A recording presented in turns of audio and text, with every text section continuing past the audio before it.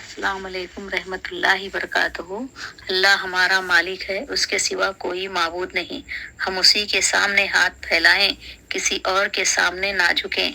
اللہ کا خوف ہمارے دل میں ہونا چاہیے، کسی اور کا خوف دل سے نکال باہر پھینکے۔ اسی کے سامنے جھکے، کسی اور کے سامنے نہیں جھکنا چاہیے۔ وہ سب کچھ دیکھ رہا ہے، اس سے کچھ چھپا ہوا نہیں ہے۔ ہمیں رزق دینے والا وہی ہے، وہی ہمیں عزت دیتا ہے، اور نااہل لوگوں کو ذلت بھی وہی دیتا ہے۔ وہ ہر جزا اور سزا کا مالک ہے۔ اللہ کی برابری کوئی نہیں کر سکتا، اس کی طاقت کا کوئی مقابلہ نہیں کر سکتا۔ وہ سب کچھ کر سکتا ہے، بنا ماں باپ کے اولاد پیدا کر سکتا ہے، جیسے آدم علیہ السلام اور اماں ہوا۔ بنا باپ کے اولاد پیدا کر سکتا ہے، حضرت عیسیٰ علیہ السلام۔ اس کے غضب سے ڈرو، چاہے تو وہ ایک لمحے میں سب کچھ تہس نہس کر سکتا ہے، جیسے لوط علیہ السلام کی قوم، صالح علیہ السلام کی قوم، ہود علیہ السلام کی قوم کو جب وہ سرکش ہو گئے تو ایسا عذاب نازل کیا کہ سب کچھ تہس نہس ہو گیا۔